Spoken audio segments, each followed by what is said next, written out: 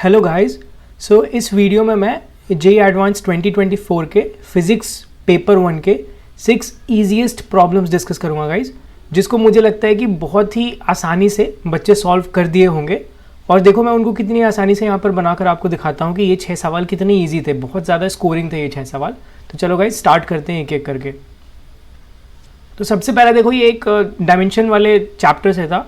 Question कुछ इस प्रकार से था कि ये dimensionless quantity is constructed in terms of electronic charge e, permittivity of free space epsilon naught, Planck's constant and speed of light दे रखा है।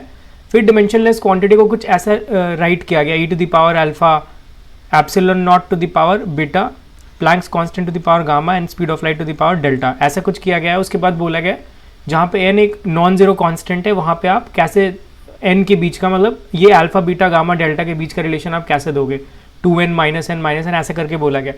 तो गाइस इसके लिए सबसे पहले आपको क्या करना था कि हर एक जो यहाँ पे क्वांटिटीज़ हैं उनकी सबसे पहले आपको यूनिट्स लिखनी थी। तो चार्ज है, चार्ज का हमें पता है coulomb, let us write that C. उसके बाद ये पहला हो गया, इसको मल्टीप्लिकेशन में कर देता हूँ, obviously to the power alpha होगा बट मैं मल्टीप्लिकेशन में करता हूँ, फिर डायरेक्ट ऑप्शन से मैच करके मैं इसके आंसर तुरंत ले आऊँगा। देखना आप भी वैसे एग्जाम में किए होंगे, मुझे ऐसा लगता है, तो तुरंत आपका आंसर आ गया होगा।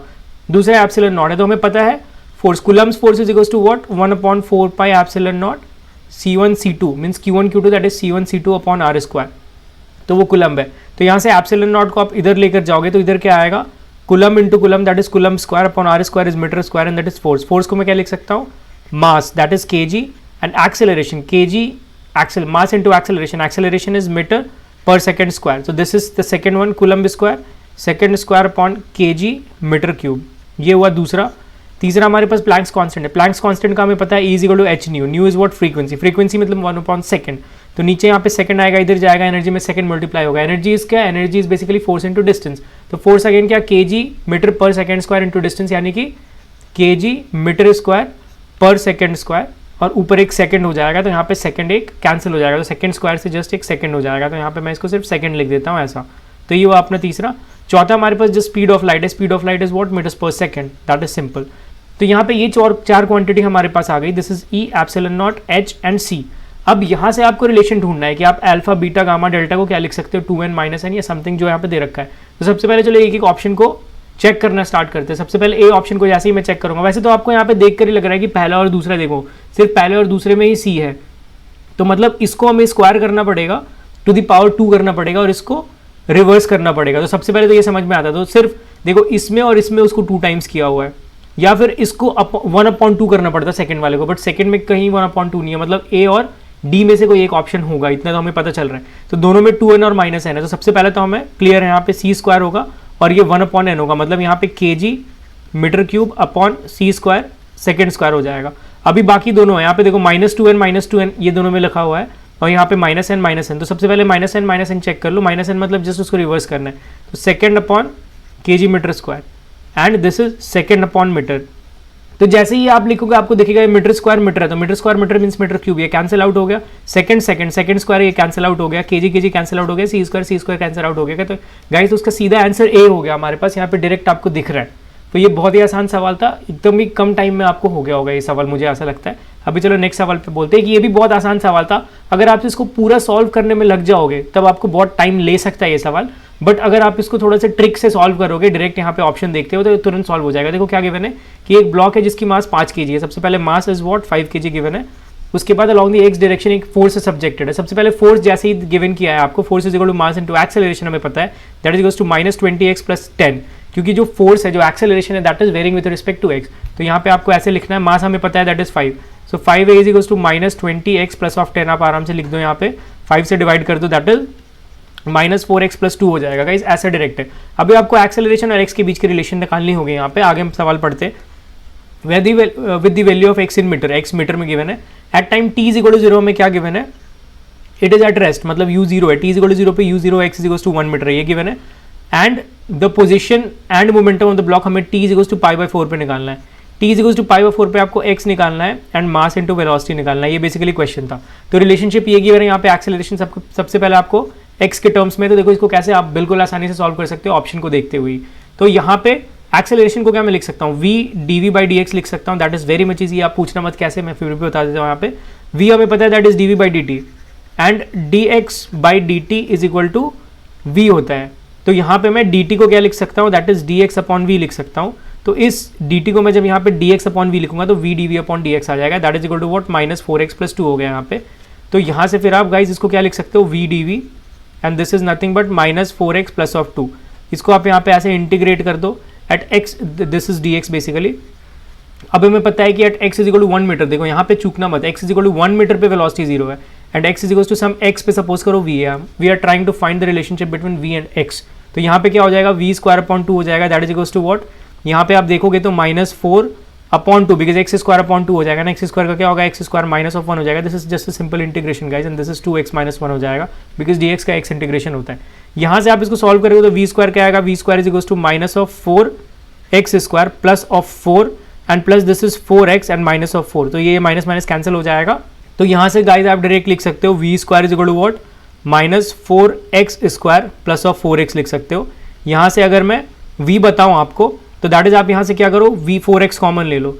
जैसे ही आप 4x यहाँ पे कॉमन लोगे, यहाँ पे हो जाएगा minus of x plus of 1 guys, ये हो जाएगा हमारे पास, this is under root of this much.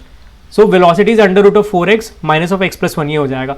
अभी इसके बाद आप सॉल्व कर सकते हो, उसके बाद आप क्या करोगे, इस v को वापस से dx अपॉन dt लिख दोगे, that is equal to this in terms of x, फिर उसको नीचे लेकर जाओगे, फिर इंटीग्रेट करोगे, फिर x और t के बीच में रिलेशनशिप निकालोगे, फिर यहाँ पे सारी चीजें आप यूज करके फाइनली इस ऑप्शन के तक पहुंचोगे। बट उससे आसान मैं क्या बोलता हूँ, आप क्या करो, यहाँ पे आपको v और x के बीच में रिलेशनशिप मिल गया, आपको कोई डाउट नहीं है। अभी यहाँ से क्या करो, आप ऑप्शन मैच करना स्टार्ट कर दो। जब हमारे पास x माइनस 0.5 मीटर्स होगा तो देखो जैसे ही आप x को माइनस 0.5 मीटर्स लिखोगे तो आप इस वाले एक्सप्रेशन को देखोगे तो यहाँ पे माइनस ऑफ x है, तो x माइनस ऑफ माइनस 0.5, तो ये पॉजिटिव हो जाएगा, बट ये x माइनस 0.5 होगा और v स्क्वायर माइनस कभी हो नहीं सकता। देखो v square is this much, तो v स्क्वायर कभी माइनस नहीं हो सकता बिकॉज किसी का स्क्वायर माइनस नहीं हो सकता। तो पहला ऑप्शन तो ऐसे ही गलत हो गया और सिमिलरली डी ऑप्शन तो ऐसे ही गलत हो गया। डी ऑप्शन अगेन आप देखोगे यहाँ पे तो 1, x को माइनस 1 लिखोगे तो दिस इज 2 और ये माइनस हो गया, तो फर्स्ट और फोर्थ ऑप्शन तो ऐसे ही गया। अभी सेकंड ऑप्शन आप चेक कर लो, सेकंड ऑप्शन में जब आप x को 0.5 रखते हो तो ये देखो 1 माइनस ऑफ 0.5, ये 0.5 हो जाएगा and this is 0.5, 4 into 0.5 that is 2 हो जाएगा। तो 2 मल्टीप्लाइड बाई 0.5 समथिंग यहाँ पे 1 टाइप होगा कुछ, यहाँ पे 0 तो होगा ही नहीं, तो बी ऑप्शन भी गलत हो गया। तो सिर्फ क्या सही है आपका, सी सही है। आप एक बार सी को रख के भी देख सकते हो। देखो सी को जैसे ही आप 0.5 रखोगे तो 1 minus 0.5 is what, 0.5 multiplied by 4 into 0.5, 4 into 0.5 is what 2, so 2 into half that is 1, so v is basically 1। तो जब v आपका 1 या -1 दोनों हो सकता है बिकॉज v स्क्वायर एक्चुअली 1 है। यहाँ पे देखो v square is actually 1, this is v square root को मैं कर दिया but v square is actually 1, तो v स्क्वायर प्लस 1 भी हो सकता है, -1 भी हो सकता है। तो जब v -1 हो जाएगा तो उसमें आप मास मल्टीप्लाई करोगे तो आपको क्या मिल जाएगा, -5 मिल जाएगा, that is basically what, momentum. तो इसका सीधा सा आंसर सी था गाइस। तो ये भी काफी आसान सवाल था। अभी चलो आगे बढ़ते हैं, ये भी बहुत आसान सवाल था। इसमें क्या बोले, the specific heat capacity of a substance is temperature dependent and is given by the formula.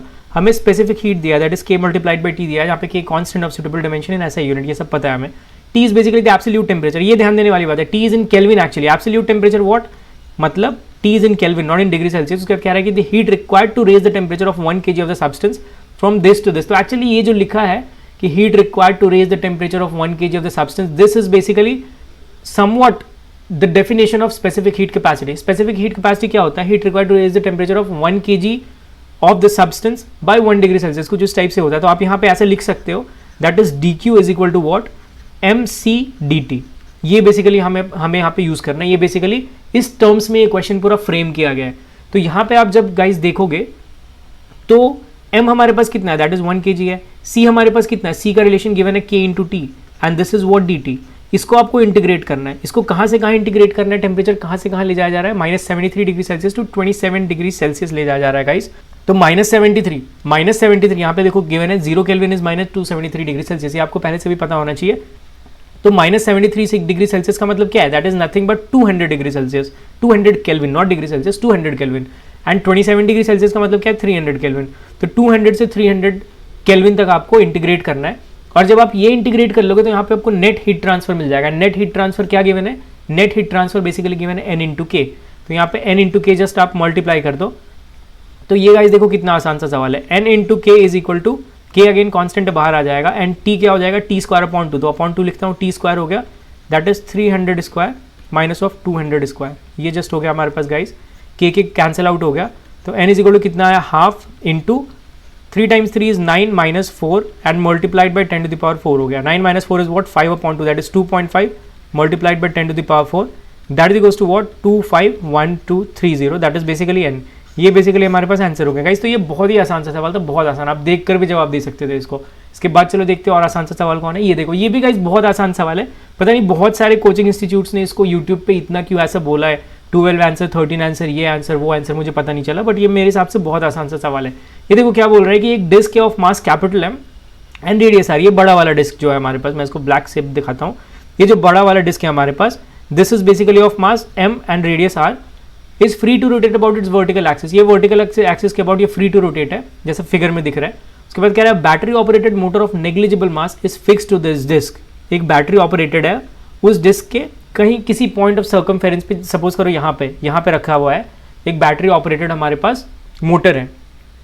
उसके बाद बोल रहा है कि another disc of same mass this capital M and R upon two radius is fix to the motor's thin shaft. उसी motor के shaft से इस छोटे वाले डिस्क को, एक दूसरे डिस्क को बेसिकली लगा दिया गया, मतलब उसके शाफ्ट से ज्वाइन कर दिया गया मोटर के शाफ्ट से, ताकि ये सीधा घूम जाए और ये घूम जाए तो बड़ा वाला भी घूम जाए।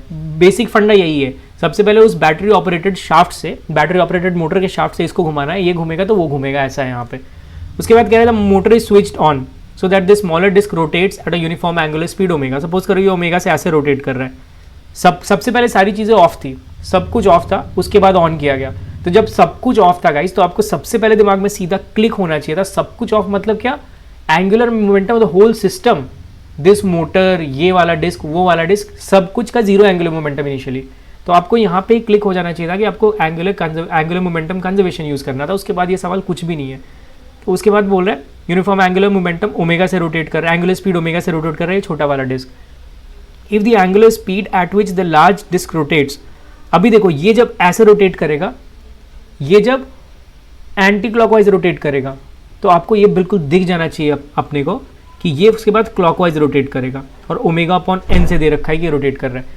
तो ये जब एंटी क्लॉकवाइज रोटेट करेगा तो ये क्लॉकवाइज रोटेट करेगा। That is very much clear, because अगर आप थोड़ा बहुत यहाँ फ्रिक्शन से भी सोचते हो कि अगर इस छोटे वाले डिस्क को आप उस तरफ घुमा रहे हो तो फ्रिक्शन के तहत ये इस तरफ ही घूमेगा, ये क्लॉकवाइज ही घूमेगा। अगर ये एंटी क्लॉकवाइज घूम रहा है तो वो क्लॉकवाइज ही घूमेगा, इसमें कोई डाउट नहीं होना चाहिए आपको। तो ऑब्वियसली जब इनिशियली एंगुलर मोमेंटम जीरो है, तो ये अगर एंटी क्लॉकवाइज घूम रहा है, आप मान रहे हो ओमेगा एंटी क्लॉकवाइज, तो ये क्लॉकवाइज घूमेगा, तभी जाकर एक दूसरे के एंगुलर मोमेंटम का डायरेक्शन ऑपोजिट होगा, तभी फाइनल एंगुलर मोमेंटम भी जीरो होगा गाइस। तो ये भी आपको दिमाग में रखना है कि एंगुलर मोमेंटम तो जीरो होना ही है फाइनली भी, क्योंकि इनिशियली जीरो है। तो एक अगर इधर रोटेट करेगा तो दूसरे को उधर रोटेट करना ही करना पड़ेगा। और अभी हमें इसकी ओमेगा एंगुलर मोमेंटम दे दी गई छोटे वाले डिस्क की, और बड़े वाले की ओमेगा अपॉन एन दे दी गई, जहाँ पे हमें एन फाइंड करना है। तो देखो इसको मैं कैसे करता हूँ। सबसे पहले तो हमारे पास initial angular momentum is basically zero. अब फाइनल एंगुलर मोमेंटम मैंने देखा बहुत कोचिंग इंस्टीट्यूट वाले को सब इसके अबाउट ही निकाल रहे हैं। वेल कोई प्रॉब्लम नहीं, आप वहाँ से भी निकाल सकते हो, बट यहाँ से मैं निकालता हूँ। यहाँ मुझे ज़्यादा आसान लगा कि यार यहाँ पे मोटर है, यहाँ पे शाफ्ट है, सब कुछ यहाँ से रोटेशन हो रही है, तो क्यों ना यहाँ से ही निकाला जाए, हमें यहाँ पे क्यों नहीं सोच रहे वो। तो यहाँ से अगर आप निकालोगे एंगुलर मोमेंटम, तो देखो सबसे पहले छोटे वाले डिस्क की क्या होगी, उसका सेंटर ऑफ मास बेसिकली वहीं पे है, तो आई इंटू ओमेगा हो जाएगा। आई कितना हो जाएगा डिस्क है, so M R square by 2 multiplied by omega हो जाएगा उसका। और मोटर का बेसिकली कोई मास वास तो है नहीं, मोटर इज बेसिकली मासलेस, यहाँ पे कुछ लिखा है नेग्लिजिबल मास, तो उसकी कोई एंगुलर मोमेंटम नहीं होगी। आई बेसिकली जीरो होगा, मोमेंट ऑफ इनर्शिया, तो उसके बारे में चिंता करने की जरूरत नहीं है। अभी दूसरा मैं उसको माइनस में लिखूंगा, क्योंकि हमें पहले से पता चल गया कि उसके डायरेक्शन ऑपोजिट है एंगुलर मोमेंटम की, बड़े वाले डिस्क की। तो उसकी अगर आप लिखोगे, बट उसकी आपको एंगुलर मोमेंटम कहाँ पे लिखनी पड़ेगी, इसके अबाउट लिखनी पड़ेगी गाइज। तो एंगुलर मोमेंटम किसी पॉइंट के अबाउट, उसके सेंटर ऑफ मास के अबाउट तो हम लिख नहीं रहे हैं, तो किसी पॉइंट के अबाउट एंगुलर मोमेंटम अगर आपको लिखना है, तो that is basically equal to LCM उसके सेंटर ऑफ मास के about angular momentum plus mass of that disc multiplied by R not vector multiplied by V not vector. ये होता है, ये हमें पता है एंगुलर मोमेंटम का, ये बेसिकली एक सिंपल सा फॉर्मूला है, ये हम सब जानते हैं, बहुत ही अच्छे से पढ़े इसको। तो सबसे पहले उसके सेंटर के अबाउट, बड़े वाले डिस्क के सेंटर के अबाउट उसका आई कितना है, that is M R square upon 2 है and multiplied by omega upon N है, ये हमें गिवन है। दिस प्लस अभी देखो, अभी उसकी जो मास है बड़े वाले डिस्क की दैट इज एम है, और R not vector and V not vector हमें किस पॉइंट के अबाउट लेना है, वेल इस पॉइंट के अबाउट, जिस पॉइंट के अबाउट हम पूरे सिस्टम का या उस डिस्क का बोल लो, क्योंकि पहले का लिख चुके हैं, हमें चाहिए एंगुलर मोमेंटम चाहिए। तो देखो ये क्लॉकवाइज मूव कर रहा है, क्लॉकवाइज मूव करेगा तो ये बिल्कुल ऐसा परपेंडिकुलर होगा, मतलब रेडियस और इसके बीच में, क्योंकि ये सर्कमफेरेंस पे ही है, बिल्कुल सर्कमफेरेंस पे ही, तो रेडियस वेक्टर इधर होगा तो उसके परपेंडिकुलर होगा, तो क्रॉस प्रोडक्ट हमेशा साइन 90 क्या होगा 1 हो जाएगा। और हमें पता है रेडियस एंड वेलोसिटी, देखो यहाँ पे वेलोसिटी कितनी होगी, अभी ये ओमेगा अपॉन एन से रोटेट कर रहा है गाइस, ये वाला डिस्क जो बड़ा वाला डिस्क है that is rotating at omega upon N. तो आर इंटू ओमेगा मतलब R into omega upon N करना होगा आपको, बहुत ही आसान है, इसमें कोई कंफ्यूजन नहीं होनी चाहिए। तो so M multiplied by basically R and multiplied by R omega, so R omega upon N, ये हो जाएगा हमारे पास। इसको सॉल्व कर लो, आपका सीधा ही आंसर यहाँ से आ जाएगा। देखो कैसे आएगा गाइस, सबसे पहले हमारे पास कितना है इधर, एम आर स्क्वायर अपॉन 4, देखो 2 टाइम्स 2 इज 4 अपॉन 8 हो जाएगा, 8 omega that is equal to what, यहाँ से आप देखोगे तो क्या हो रहा है हमारे पास, M R square by 2 omega upon n and this plus क्या होगा, M R square omega upon N, ये हो गया। So M R square upon 2 omega upon n plus M R square omega upon N, ये दोनों को आप जब सम कर दोगे तो this is 1 plus half that is 3 upon 2। So यहाँ से कहीं ना कहीं होगा M R square 8 into omega that is equals to 3 upon 2 M R square omega upon N, ये हो जाएगा गाइस हमारे पास। एम आर स्क्वायर कैंसिल हो गया, ओमेगा ओमेगा कैंसिल हो गया, 2 टाइम्स 4 इज 8, तो यहाँ से एन सीधा कितना आ रहा है आपका 4 टाइम्स 3 दैट इज 12। तो इतना आसान सा सवाल था गाइस, इस पर कुछ ज़्यादा सोचना नहीं था। मुझे पता नहीं कोचिंग वाले क्यों इतना इसको कर रखे कि 12 आंसर हो गए थे 13 answer, I don't know that, but simple इसका आंसर 12 है। अभी चलो नेक्स्ट क्वेश्चन को देखते हैं गाइस। नेक्स्ट क्वेश्चन देखो, ये भी बहुत ही आसान सा सवाल था। ये डॉपलर इफेक्ट का मैं जस्ट इससे पहले ही मतलब एग्जाम के 26 के पहले ही मैं थोड़ा करवा चुका था, एकदम इससे मिलता जुलता ही सवाल था, थोड़ा टफ ही था वो बल्कि। तो यहाँ पे जस्ट कुछ था ही नहीं ये सवाल में, ये सवाल बहुत ईजी था। डॉपलर इफेक्ट का सबको फॉर्मूला मालूम है, क्या मालूम है, जो फ्रीक्वेंसी ऑफ साउंड होगा जो ऑब्जर्वर सुनेगा that is equals to frequency of source, मतलब जो सोर्स से जो साउंड आ रही है उसकी जो फ्रीक्वेंसी है multiplied by speed of sound plus minus speed of observer upon speed of sound minus plus speed of source, ये सबको पता है ये फॉर्मूला। अब जब केस 1 में यहाँ पे दे रखा है कि सोर्स और ऑब्जर्वर दोनों एक दूसरे के पास आ रहे हैं, दोनों एक दूसरे के पास आ रहे हैं, तो ऊपर पॉजिटिव होगा नीचे नेगेटिव होगा। क्यों होगा, क्योंकि जो फ्रीक्वेंसी ऑफ ऑब्जर्वर होगी वो बेसिकली ज़्यादा फ्रीक्वेंसी उसको सुनाई देगी, क्योंकि दोनों जो जहाँ से साउंड निकल रहा है और जो ऑब्जर्वर दोनों एक दूसरे के करीब जा रहे हैं। सेकंड केस में क्या होगा, दोनों एक दूसरे से दूर जा रहे हैं, तो ऊपर नेगेटिव होगा और नीचे पॉजिटिव होगा, ताकि डिनोमिनेटर ज़्यादा हो और न्यूमरेटर कम हो, ताकि जो फ्रीक्वेंसी ऑब्जर्व हो ऑब्जर्वर को वो बेसिकली कम हो। तो केस 1 और केस 2 यही है, एक दूसरे के बिल्कुल एक्सट्रीम वाला केस है। मैंने इसको बहुत ही अच्छे से एक्सप्लेन किया था अपने वीडियो में गाइस। तो हमें यहाँ पे source of sound as frequency 240 hertz, VS को ऑलरेडी 240 हर्ट्ज दे चुका है। उसके बाद when the observer O and the source move towards each other, मतलब केस पहला में देख रहा है, तब बोल रहा है कि the observer measures the frequency of the sound to be 288। तो फर्स्ट केस में 288 है हमारे पास, that is already given, and this is 240 that is already given. And क्या बोल रहा है, वी से जा रहा है, तो स्पीड ऑफ साउंड यू मान लो, ऊपर प्लस वी हो जाएगा एंड नीचे माइनस वी हो जाएगा फर्स्ट केस में। This is for case first. Case 2 में क्या होगा गाइस हमारे पास, केस 2 में बेसिकली हमें एन बोला गया है कि जो ऑब्जर्व होगा दैट इज एन, और ये अगेन 240 है हमारे पास, एंड जस्ट इसका ऑपोजिट केस हो जाएगा, अभी ऊपर माइनस हो जाएगा नीचे प्लस हो जाएगा, दिस हो जाएगा। This is basically case 2। अभी देखो, जब आपको केस 1 पता है, केस 2 पता है, दिख रहा है u माइनस वी, इसमें ऊपर है इसमें नीचे, तो जस्ट आप लेफ्ट हैंड साइड को मल्टीप्लाई कर दो, राइट हैंड साइड को मल्टीप्लाई कर दो। तो जब आप लेफ्ट हैंड साइड और राइट हैंड साइड को मल्टीप्लाई कर दोगे तो 288 multiplied by n that is equals to 240 multiplied by 240 हो जाएगा गाइस, एंड ये दोनों कैंसिल आउट हो जाएंगे। तो यहाँ से n डायरेक्टली आप देखोगे तो 240 मल्टीप्लाइड बाय 240 अपॉन 288 हो जाएगा। इसको सॉल्व करोगे सीधा आपका 200 हर्ट्ज आ जाएगा guys, that is basically the answer. तो ये भी बहुत ही आसान सा सवाल था। तो गाइस देखो, ये आखिरी सा सवाल था, ये देखने में तो बहुत बड़ा लग रहा है बट ये भी बहुत ही आसान सा सवाल था। इसमें गिवन है कि 1 mole of a monoatomic ideal gas, तो सबसे पहले 1 mole n is equals to 1 given है और मोनोएटॉमिक आइडियल गैस है। और जैसे आप इस क्वेश्चन को पढ़ना स्टार्ट करोगे तो यहाँ पे कहीं ना कहीं आपको इंटरनल एनर्जी दिख रहा है गाइस। और आइडियल गैस के केस में जब गैस मोनोएटॉमिक हो, तो मैंने ऑलरेडी बहुत ही अच्छे से बताया था कि उस केस में आप काइनेटिक थ्योरी ऑफ गैसेस के इक्विपार्टीशन एनर्जी थ्योरम यूज करके आप इंटरनल एनर्जी क्या लिख सकते हो, that is equals to 3/2 nRT, but यहाँ पे n 1 है तो 3/2 RT हो जाएगा, दैट इज इंटरनल एनर्जी। तो एक इसका भी यूज आप सीधा देखते ही क्वेश्चन को करना स्टार्ट कर देना, मतलब सोचने लगना इंटरनल एनर्जी देखकर, and n is equals to 1 है। उसके बाद कह रहा है कि एक साइक्लिक प्रोसेस अंडर को कर रहा है। इस डायग्राम को आपको ध्यान से देखना पड़ेगा। This is cyclic process J to K like this, then this, then this, then this, और सबसे पहला स्टेटमेंट है P work done in the complete cyclic process. तो आपको सबसे पहले वर्क डन तो निकालना ही पड़ेगा गाइस, ताकि हमारे ज़्यादा से ज़्यादा ऑप्शन एलिमिनेट हो सके। देखो वर्क डन के लिए आपको कैसे सोचना है। सबसे पहले J to K में अगर मैं वर्क डन के लिए देखूँ तो J to K is basically what process, that is isobaric, हमें दिख रहा है। प्रेशर इज बेसिकली कांस्टेंट, तो प्रेशर हमारे पास कांस्टेंट है, आइसोबारिक प्रेशर है, हमें पता है PV is equals to RT है बिकॉज n 1 है। तो हमें वर्क डन पता है that is PdV, P constant है, that is equals to R is also constant and this is RdT। तो RdT को मतलब आपको इंटीग्रेट करना है फ्रॉम T0 टू 3 0, ऐसा कुछ इंटीग्रेट करना है, that is equals to R T आ जाएगा 3 not minus T not, that is 2 T not हो जाएगा यहाँ पे गाइस, J2K में वर्क डन। अभी आप ध्यान से देखोगे तो L2M जा रहा है, तो L2M में भी सेम आइसोबारिक प्रोसेस है, PdV होगा, और वहाँ पे L2M जा रहा है, मतलब 3 T not to T not जा रहा है। तो ये जस्ट लिमिट ऑफ इंटीग्रेशन है, वो उल्टा हो जाएगा, उल्टा हो जाएगा तो माइनस R2 T नॉट आएगा, तो ये दोनों कैंसिल हो जाएगा। तो J2K और L2M तो सीधा ही कैंसिल हो गया गाइस, आपको दिख रहा है। बट ये मत समझ लेना कि K2L और M2J भी कैंसिल हो जाएगा, बिकॉज वो अभी दूसरा प्रोसेस है, वो आइसोथर्मल प्रोसेस है। तो सबसे पहले हम K2L देखते हैं। K2L अगर आप देखोगे तो आइसोथर्मल प्रोसेस के लिए हमें PdV निकालना है guys. We already know that PV is equals to RT। तो यहाँ से आप देखोगे, सो P को आप लिख सकते हो RT अपॉन V, सो RT अपॉन DV हो गया। बट यहाँ पे हमारे पास प्रेशर और टेम्परेचर है, तो pressure P not to T not है, मतलब DV बाई V को आपको कहीं ना कहीं प्रेशर पे कन्वर्ट करना है। हमें पता है PV is equals to RT है, this is constant temperature process isothermal. तो जब आप डिफरेंशियल करोगे लेफ्ट राइट में, तो PdV plus VdP that is equals to RdT, ये जीरो हो जाएगा, बिकॉज dt चेंज नहीं हो रहा है, small change in T is basically zero. तो यहाँ से आपको दिख रहा है कि dV बाई V है, that is equals to minus of dP by P होगा। तो यहाँ से इंटीग्रल को आप क्या लिख सकते हो, minus of RT dP by P लिख सकते हो गाइस, और इसको आपको इंटीग्रेट करना है। तो ये दोनों प्रोसेस के लिए हो गया, K2L के लिए भी और M2J के लिए भी हो गया। अभी सिर्फ लिमिट्स ऑफ इंटीग्रेशन हमारी चेंज होगी। तो यहाँ पे अभी आप अगर देखोगे तो K2L के लिए मैं बताऊँ तो P not to 2P not हमें जाना है guys, P not to 2P not अगर KL में जाना है। और ये भी बात ध्यान देना कि इसमें 3 T नॉट है, इसमें T नॉट है, दोनों जगह आइसोथर्मल के टेम्परेचर्स भी डिफरेंट है। तो जब मैं K2L की बात करूंगा तो T नॉट हमारे पास 3 T नॉट होगा and multiplied by dP upon P that is ln, और 2P not upon P not होगा, मतलब 2 हो जाएगा। तो दिस इज फॉर K2L।